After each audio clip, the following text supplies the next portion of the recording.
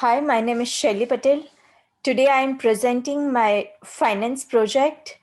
It is the financial analysis of the Southern Copper Corporation Group.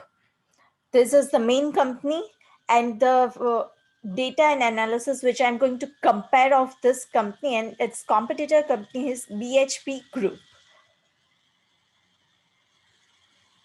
Now let's look at the basic information of the company.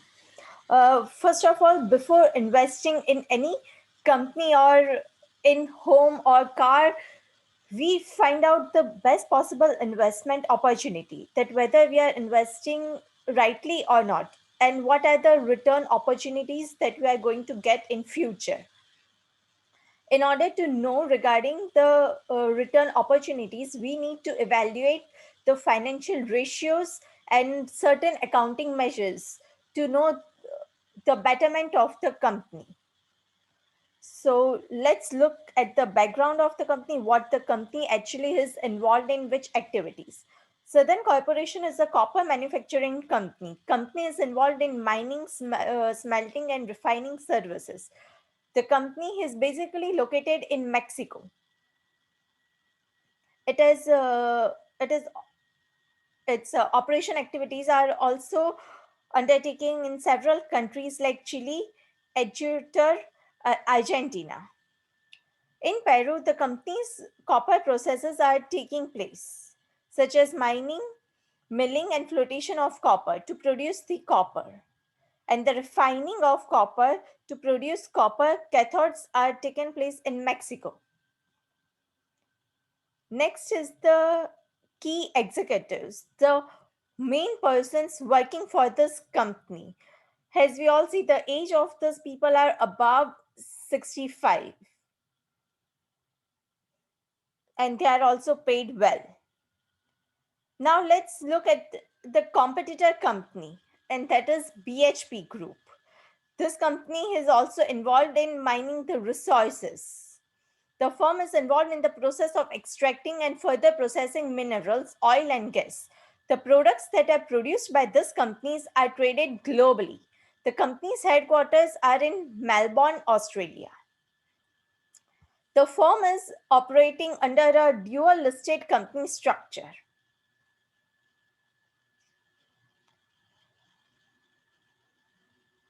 The strategy of this company is to have the best capabilities, best commodities, and best assets to create long-term value and high returns.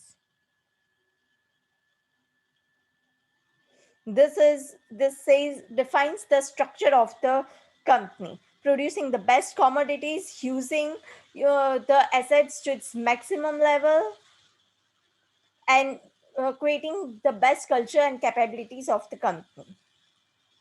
These are the names of key executives working for the company. Now, let's look at the different financial ratios that will help us to evaluate the financial strength of the company. First of all is the liquidity ratios. Liquidity ratios are the key elements of financial benchmark to regulate borrowers' capacity to pay off the current liability. It shows the liquidity ratio basically gives us the idea of whether the company is capable of paying off its debt or not. In this, there are two ratios, quick ratio and the current ratio. We have done the financial analysis of the last 5 years. These are the numbers, and these numbers I've shown the calculation in Excel. Let me also share that file with you guys.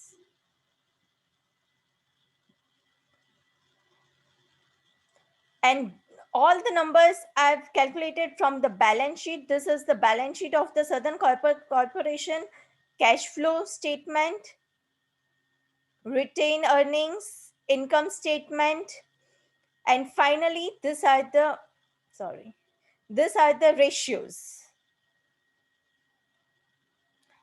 Uh, all the calculations are shown in Excel and the formulas are also given. Once you click on the figure, it will show you the calculation from where I've pulled out these numbers.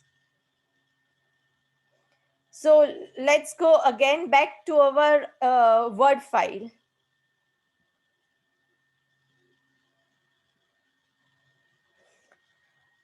So as we can see, every year the quick ratio number and the current ratio number is constantly increasing. That means the company is continuously improving in paying off its debt. So they are successfully meeting to its current liabilities in paying off the expenses of the company. So that's a good sign.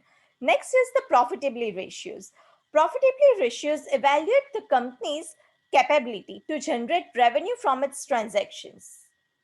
Obviously, the bigger the number, the better for the firm. Still, the company needs to compare its present numbers from its past performance and also with its competitor company. The profitability ratio shows how successfully the company is able to generate revenue from its assets and everything. In this case, also, the return on assets is highest in the year 2018. But as we can see, there is a huge jump from 2016 and 17 to 2018. And in 2020 and in 2019, the ratio has not dropped much, but it's a slight difference. And in every other ratio, as we can see, company has improved from 2017 to 2018 in big numbers. And then it has continued the same in 2019 and 2020 in everything: operating profit margin, net profit margin, gross profit margin, basic earning power. The numbers are continuously improving. And in 2020, all the ratios are good. Now let's see what each ratio says. Return on assets ratio indicates how dynamic is the structure of the company in operating its resources to make revenue. If the number is more than 5%, then it is considered as significantly good. And as you can see in Southern Copper Corporation Company, each number is more than 5 of all the return on assets. So that's a good sign overall. Return on equity ratio shows how well a company is making its profit without using many funds. The company is moderately increasing ROE ratio, as we have seen in the above chart.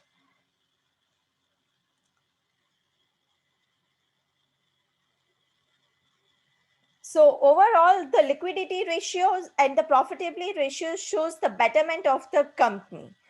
I will again go to the Excel file to show you all the calculations.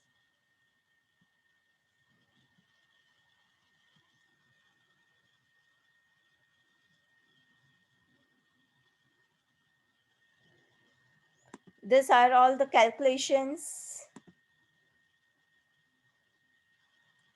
that I've pulled and that are pulled from the balance sheet, income statement, and cash flow.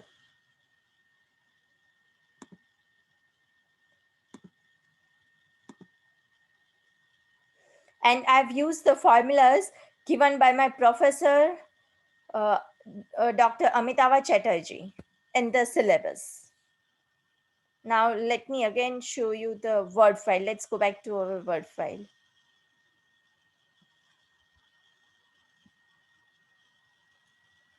Next is the debt management ratios. The debt management ratio calculates the amount of debt used for performing various tasks of a firm. The debt management ratio is one portion of the firm's threat and failure.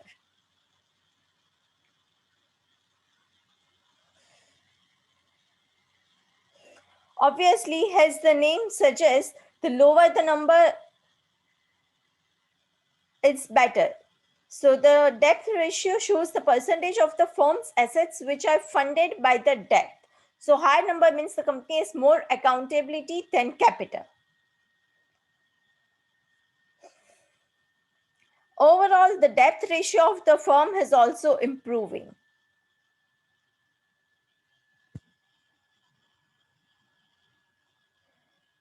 Out of 5 years comparison, the overall debt ratio for 2020 is much better than compared to the last 4 years. Let me go.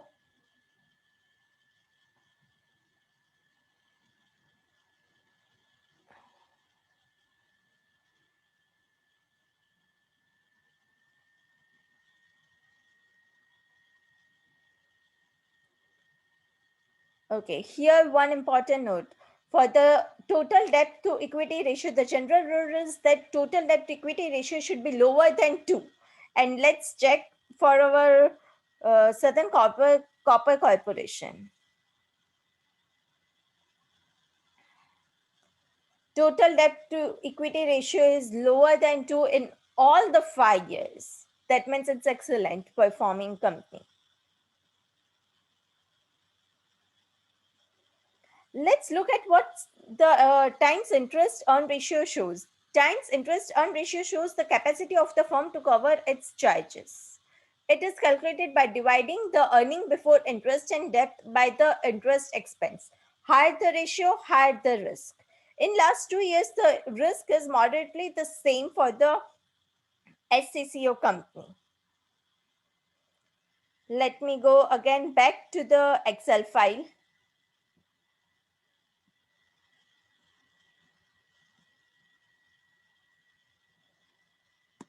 All the debt, all the ratios are collected.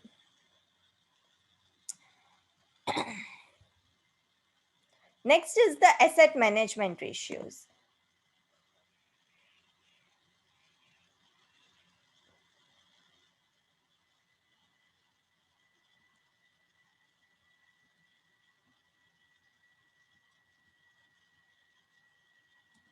These are all the calculations. Let me go again back to the Word file.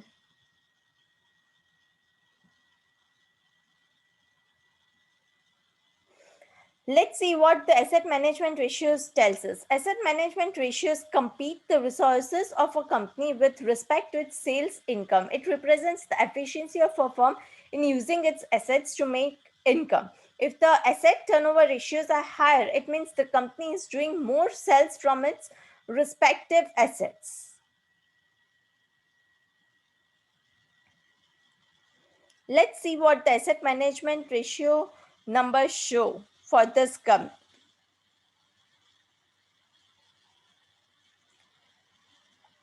Total asset turnover is highest in the year 2018. But nonetheless, there is only minor difference of numbers between 2020 and 2018. In receivables, turnover is highest in the year 2017, but not a big difference. There is a minor difference in each of the ratios numbers.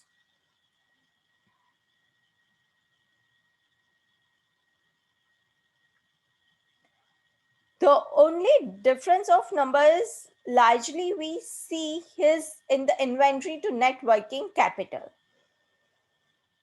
There's huge difference of numbers. Like in 2017, it is 12.49, and in present times, 2020, it is 7.94. Now let's see what the inventory to net working capital tells us.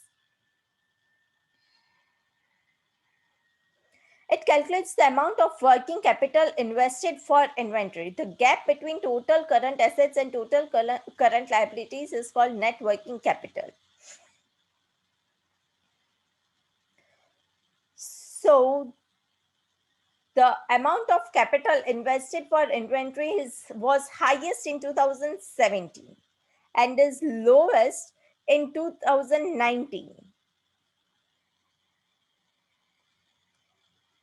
Now let's go to our next ratio. There is per share ratio. It calculates the cash flow per share and the book value per share. Let's see what the cash flow per share tells us. It acts as an accounting power for the firm. It is the earnings after taxes plus depreciation on a per share basis.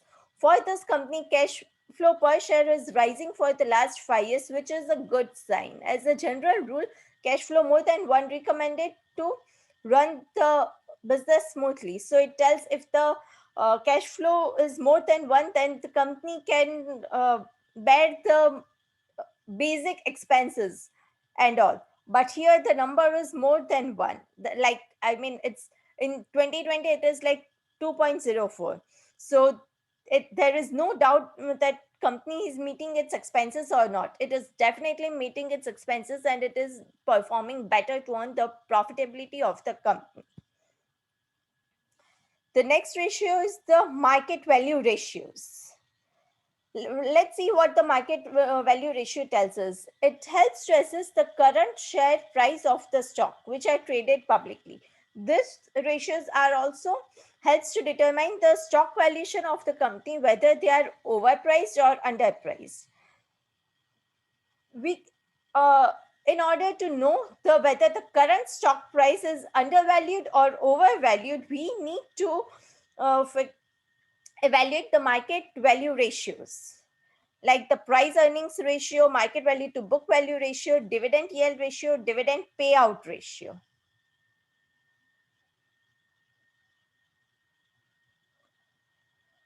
Now, let me go back to our Excel file.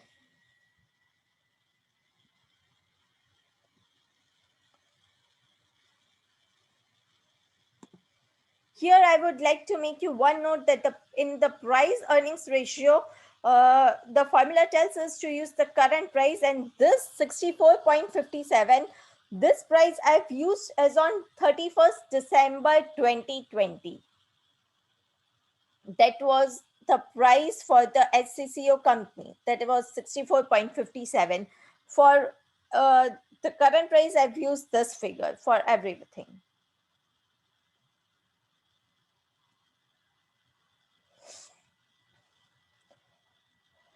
Now let me go back to our Word file. Okay. Next comes the cross-section analysis. That is the comparison of the two companies. That the to compare the ratios and the performance of the Southern Corporation company with the BHP company, that is its competitor. Let's look at which company is performing better now.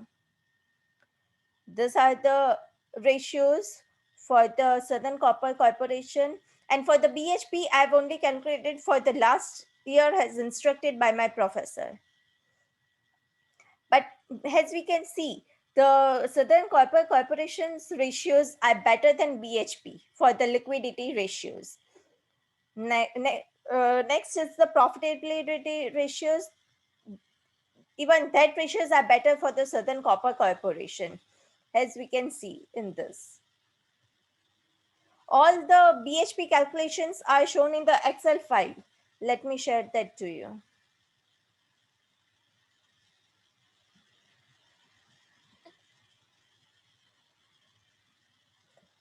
These are the balance sheet for the BHP company, income statement, cash flow statement, cross section analysis.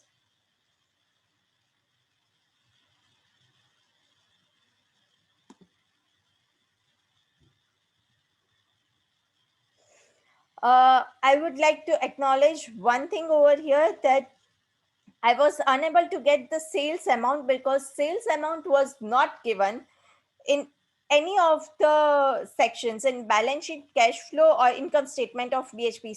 Therefore, I was unable to find certain ratios. So I acknowledge that I've used the ratios which were given in Mergent Online, because the sales amount was not given. Like, sales amount was blank. Even I tried the Yahoo Finance, but it was not given. I will show you.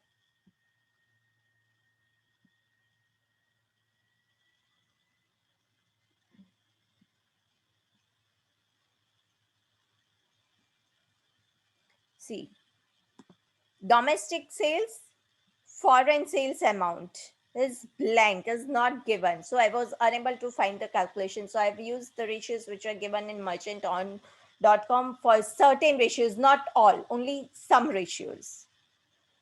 Now let me go back to our Word file.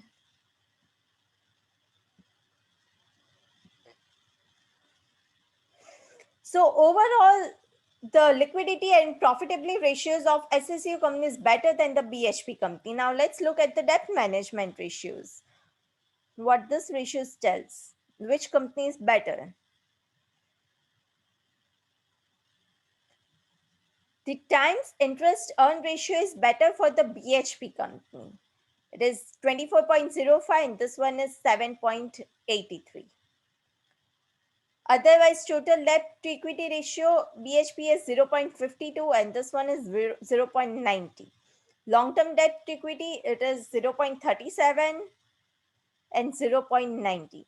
So only the interest times interest earn ratio is better of BHP company. Other all ratios are better of the Southern Copper Corporation company of the debt management ratios. Next is the asset management ratios. How wisely the company is using its assets to raise the profitability of the company. Let's look at these ratios.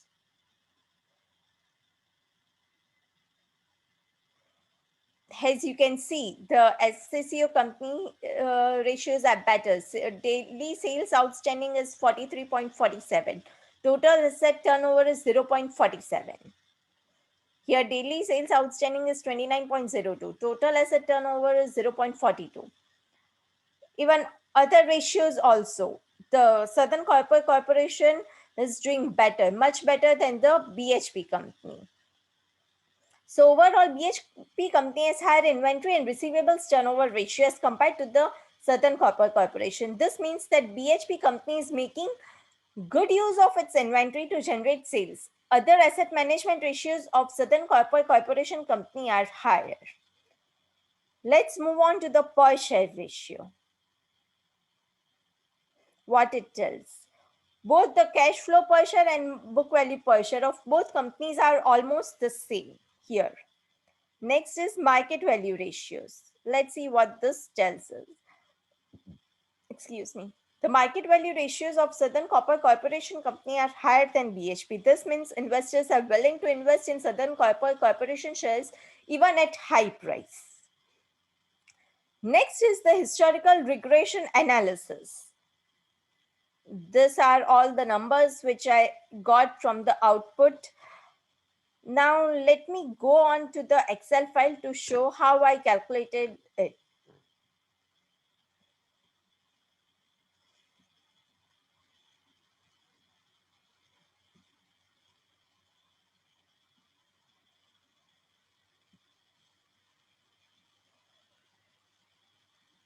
First of all, let me tell you that I've calculated the risk-free rate 0.11 by taking the average. And this I've taken from the Federal Reserve economic data and the link is given over here. This the 3-month treasury bill.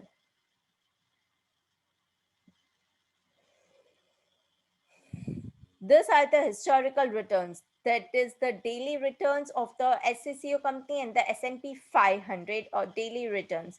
So in order to calculate the market risk premium, the formula is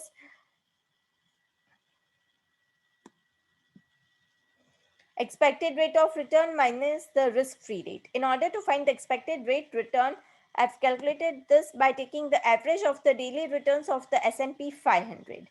And the risk-free rate I've shown in the previous slide how I calculated it. By subtracting these two numbers, I got my market risk premium. And the beta, by using the slope for the daily returns for the Southern Copper Corporation and the S&P 500, I got my beta. By inputting all the daily returns, I got my regression analysis by using the feature data analysis. This is the beta, which is the same, which I've used using the slope. The regression is number one. The R square, it shows the regression statistics and everything. Coefficient number is given over here. Let me go back to our Word file.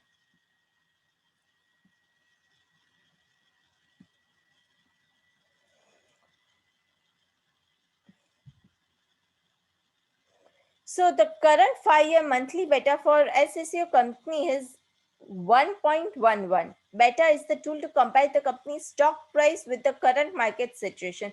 The higher the beta rate, the higher returns and more risk. And conversely, if the rate of beta is low in the market, then the returns and risk are also low.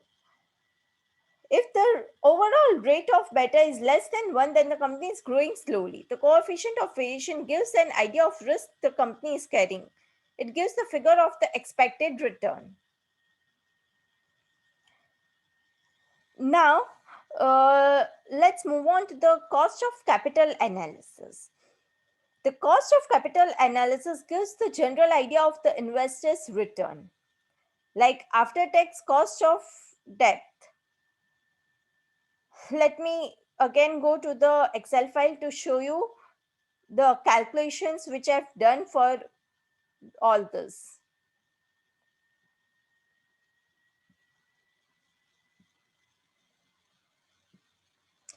See, the after tax cost of debt, this is the formula which I've used. This is the tax rate for the company, which was given in the merchant.com online. This is the return on debt. The formula is given over here, how I found out. So by multiplying this by 1 minus the tax, I got this number, after tax cost of debt. And this is the percentages. Next is the cost of internal equity using the CAPM model. The formula is given over here, the risk-free rate of return plus beta minus the market risk premium. I've talked previously how I got all the numbers in the regression analysis. So I just plugged all the numbers into the formula.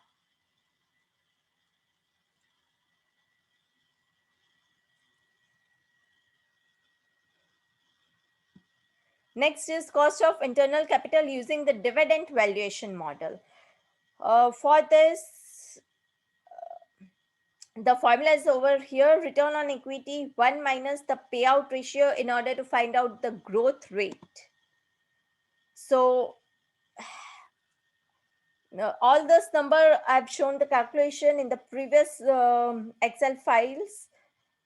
So I just plugged in the numbers over here and the main formula is over here. In order to find the D1, I've used this formula. And as I've spoken earlier, the price of stock on 31st December 2020 was this. So I've just plugged in all the numbers in the formula. And 13.60 is the cost of internal capital using the dividend valuation model. Next is the cost of external capital. In this, the extra additional component is used as the flotation cost. This cost I got from the yahoo.com finance, Yahoo Finance from the Southern Copper Corporation company. So the same way, I've just plugged in all the numbers in the formula over here. This is the capital structure. In the capital structure, there are two important components, total debt and total equity. This numbers I got from the balance sheet. I've calculated the weightage of each item by each number. I've divided it by the total, and these are the following weights. Next is the finally we have come to the uh, WACC, which is the main thing, weighted average cost of capital. This is the weightage of equity, cost of external equity, weightage of debt, cost of debt. All the numbers calculations I've shown in the previous Excel sheets, and I've plugged all the numbers in the formula to get WACC.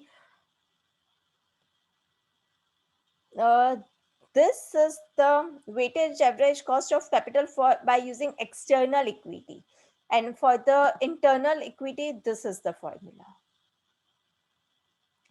One thing over here is I've used cost of internal equity average for the CAPM model and also for the dividend model. As I've shown previously, I've plugged the two numbers and divided by the two to get the average for the cost of internal equity. These are the accounting measures. Like for the comparison, taken for the 2019 and 2020. Total net operating capital, I've calculated all the numbers using the formulas, as you can see over here. Total operating capital, market value added, net operating profit after taxes,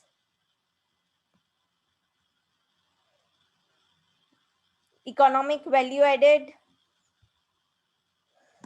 net cash flow, operating cash flow, and the free cash flow.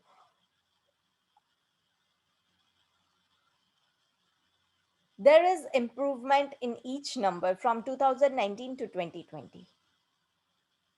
Now let's go back to our Word file.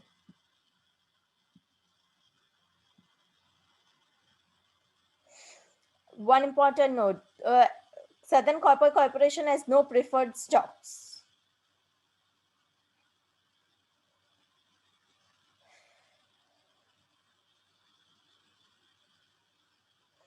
So basically, I have found weighted average cost of capital using both internal and external equity capital. The difference between them is a lot. Internal equity capital is much higher than external equity capital, which means firm is at less risk and can use internal sources for the next project. This is the conclusion for all the accounting measures.